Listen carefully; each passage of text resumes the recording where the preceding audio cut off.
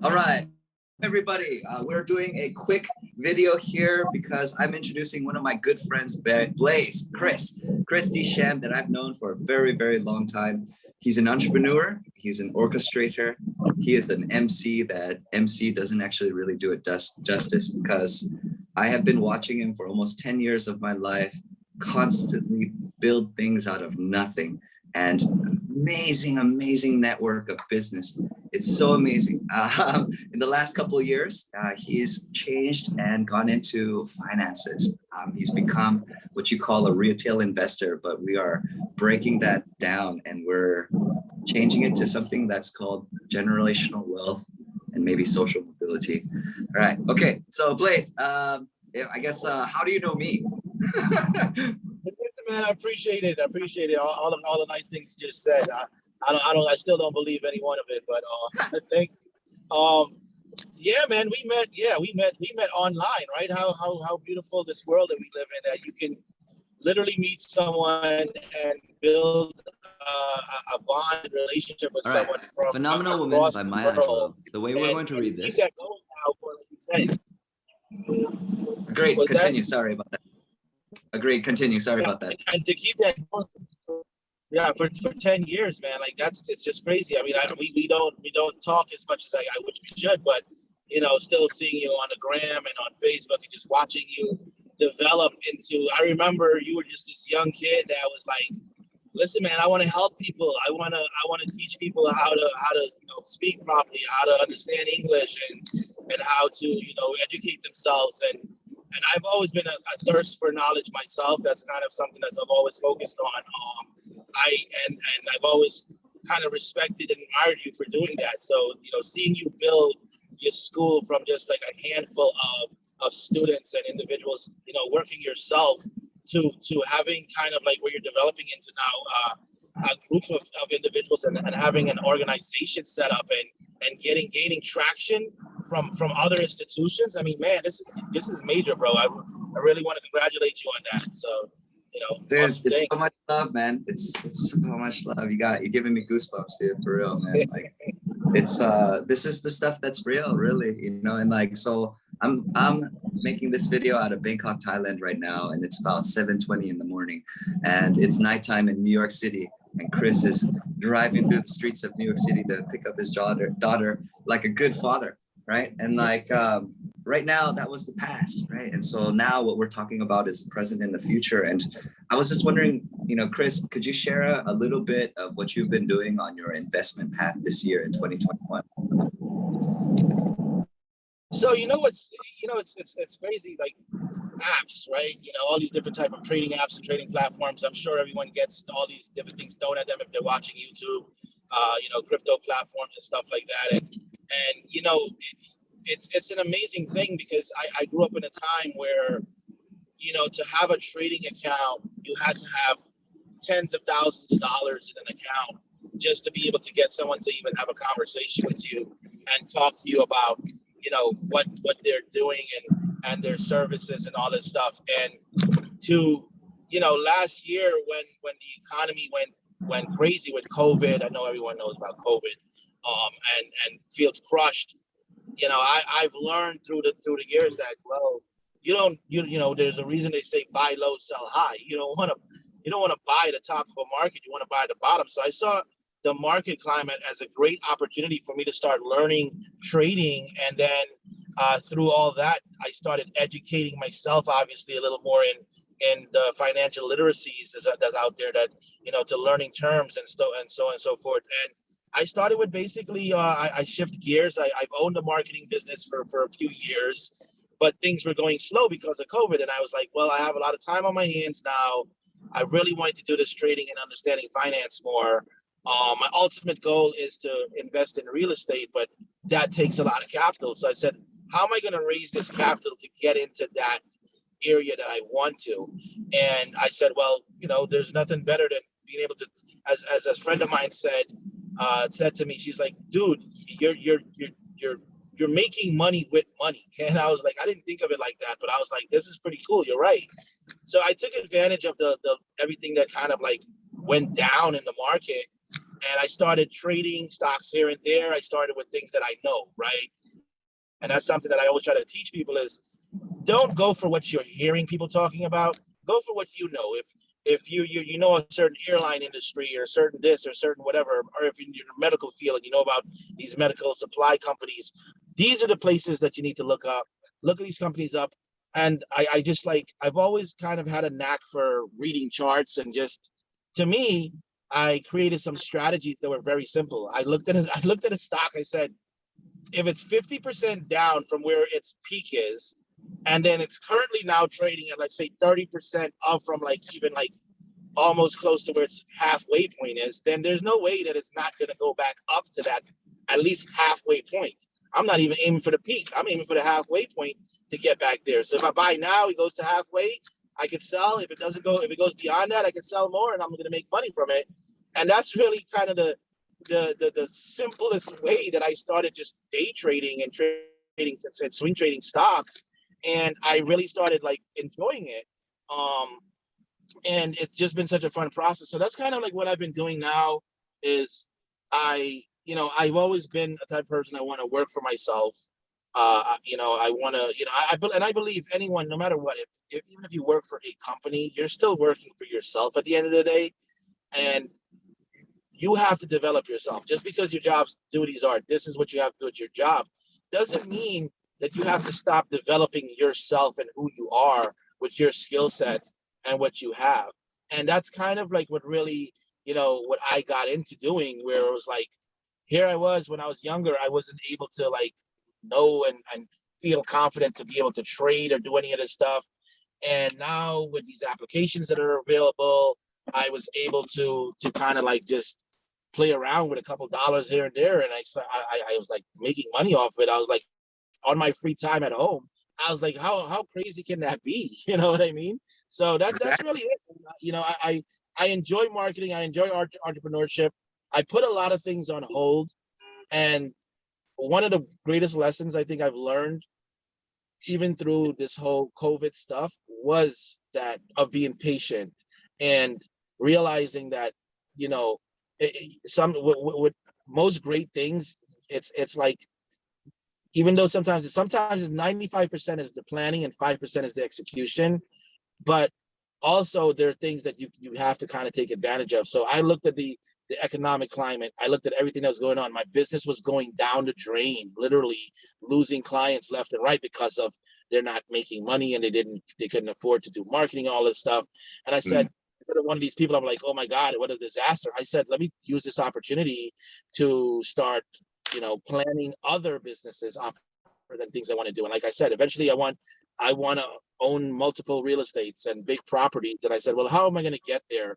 And I've always been a type of person where I build a map out and then I work from the end point down to the beginning. So I was like, okay, I need X amount to buy a building. How do I get that? And I started breaking down different ways that I could make this type of money.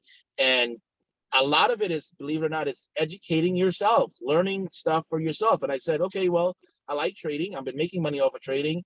Let me focus more on trading. And that's kind of been my avenue. It doesn't necessarily have to be yours or anyone else that's listening right now. Um, your avenue could be anything, but it starts and has to start now, is my point.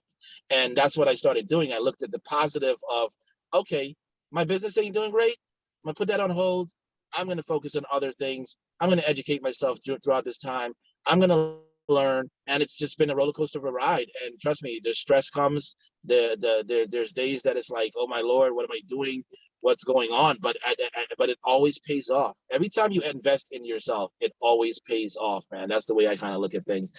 So what you're doing is amazing work, ball. Like it's just crazy. Like to be able to like reach out and just listening to you speak about wanting to help so many individuals through even like their tuitions and their college and even through high school processes, or even elderly individuals that just want to like learn English and be adaptive and have another skill sets. Like, I mean, that's a lot of hard work, man. And there's not a lot of people that have a heart to do that type of thing without like expecting, people don't do things just out of their plain heart anymore. You know what I mean? And it's amazing, bro, what you're doing. Checking out, bro. Like the summary, the flow. This is why it's good to start this. You know, everybody. Blaze at one point was a millionaire this year, and he's been learning so much from that, right? And like this is like 10 minutes. yeah. This is a this is a retirement calculator here, and like it's where, what is it? I would love to be able to, like, okay, minimum wage here in Thailand is about $10 a day, right? So if you're a subway guard manning the SkyTrain, you will make 325 baht for the day's work, right? So that is about $10. It's hot. You have to stand all day in a uniform, and you have to basically do all of these things. Now, imagine if that guy was able to eat one meal for that day for $1, maybe $2, right? Two meals. And then he goes ahead and invests another $8 in, I don't know, GM the squeeze, right? Or he picks up a 30-cent call option, right? Eventually, where some kind of financial fintech, right? Fintech enables anybody to invest in a way that suits their I guess risk threshold. But you know, the thing that we talked about before we started recording this was these two concepts. It's financial literacy and social mobility, right? And so for me to describe those here, Blaze did a very good job on financial literacy, and I'll just summarize it real quick. Financial literacy is being able to understand that you can earn in different ways in this world, as opposed to just minimum wage, working for somebody, getting paid per hour, or anything else beyond that. And it's that the system is where, God, you got kids who have a SIM card and they drive around and they get paid for that, you know? And like, what's the difference? And why is there a guy working 8 to 12 hours a day for $10 an hour? Because he just doesn't know. And that's okay. You know, there's nothing like truly wrong with that on his side. It's just it's possibly a societal problem, but that's okay. You know, we're just trying to improve one thing at a time. And social mobility, what is social mobility? Social mobility is that Blaze and I can be sitting at a hot dog stand talking about macroeconomics and discussing what to do next for our businesses or our projects. And then 20 minutes later, we can take a cab and go into a meeting with C-level management and pitch a grand idea to a multi-billion-dollar company. So that right there comes with a level of confidence, of skill, things that you're trying to do, things that you know you can do, things that you want for your future, and nobody can tell you that it's not okay to have it. So that's what it is, and it's freedom in that sense, right? And so, you know, we come down to certain investment tools that we're going to be breaking down and outlining in series between our two channels as time goes. But you know, it's that this is the premise, and this is where we begin. There's a lot of information to come from it for sure, but in the end, I'll finish my part right now with one comment, and then I'll let Chris finish it up. It's that we were talking about Chicken Soup for the Soul today, which is actually one of my favorite books that I tend to read whenever I'm down. I cover it with students whenever they're down too. And it's this collection of true, real stories that happen around the world, where the metaphor is chicken soup for your heart when life is hard. And the story is this. There was this random guy on a beach in Mexico, and he was walking down the street or walking down the beach. And he saw another guy, a native down the way, and he was bending down and picking something up, and he had no idea what it was. And so he walked up to the native and he said, you know, may I ask what you're doing? I'm really, really curious. And the native, he smiles and he says, well, you know, when high tide comes, it brings in all of these starfish from the ocean. And when low tide comes, it's that they leave them all on the beach, and so they die. And so I'm throwing them back into the ocean. And the foreigner, right? The foreigner, he's like your characteristic Caucasian man, you know. He's probably got everything taken care of. And he asks, why in the world would you do that? Don't you understand that there are thousands, hundreds of thousands of starfish on this beach and all up and down the coastline of Mexico? And the native smiles at him, right? This knowing smile of a father who knows more, maybe. And he bends down, he picks up another starfish, and he throws it into the ocean, and he turns and he looks at the foreigner and he says, made a difference to that one. All right. Okay. All right. There you go, bro. All right. Wrap it up, dude. Wrap it up. All right. No, that was awesome, man. I mean, listen, I really, like I said, I appreciate, this conversation. I know this is like completely, on a whim, but That's how we pros do it. no, it's good stuff. And let me tell you, there's always an opportunity out there. You are capable of doing more than you think you are. The opportunity is always there. In the worst market climates, that's an opportunity. In the best market climates, that's an opportunity. I'm talking about, like, because I'm into real estate and finance. And just to give you perspective, in real estate, if the housing market is going crazy where everyone's looking to buy houses, well, great thing to sell houses, right?